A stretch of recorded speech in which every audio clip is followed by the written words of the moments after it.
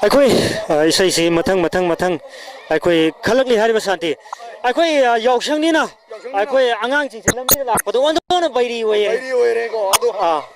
करिगुम मफम खरद यौशंग सिगी महूत सिलगा को अखोई स्पोर्ट न सिंगबा पांगथोकपसे अखोई उरे उबा हाइबो अखोई हुजि उरमने डायरेक्ट मांग सिदा रो बातु में लेका दिवाई लाइव क्लब न सिलर का अखोई अहुम सब यौशंग स्पोर्ट फेस्टिवल होसि कना तौरी को अदो याम फै अखोई यौशंगी कुमै सिगी मायोक्ता स्पोर्ट तौसिलक्तना अखोई लमदम सिदा कुमै हराव थिंगनबगी दमक तौबिरिबा क्लब से अखोई याम थागनिंगी को याम नुंगाइजरे अदो अखोई रो बातु में लेका अखोई केबल सिसु मफम मोरिबा जगह सिदा को अखोई कना कना दगी करम बिसै खलन बे आपना दि सेलम नि दम अखोई मरुम पांग खरा लेसिदा मिंग अमता हाना हाइबियो आइगे मिंग निकी कौजै सोहाय मिंग अमता हाइबियो बबीता गंगा मंगलेम्बी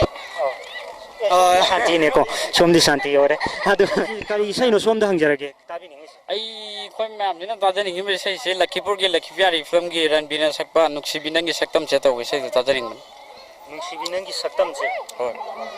सही ताबिनिंग में सिंग जे सोमदा लाइजिंग जने क्लब डेडिकेट खरा तौबियो डेडिकेट से याम खतंग वन तोगजरगे हाइबियो कांपोक बिदा लाइबा सबनम माना म तोगजरगे अखोई सोमना हाइबिरिसिना सबनम को अदुगा सोमबि सोमतदि हाइबियो डेडिकेट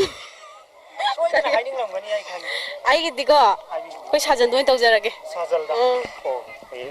याम नुंगाइजै अखोई साजल से अखोई ngasi उचरिबा सिगी बेक त चटखिरबा साजल सोमदा सकरे मंगोन द डेडिकेट तौबै सैनि अखोई इसै से सोइदना थाजरगे मतेम तंग गंगा नंगंबियो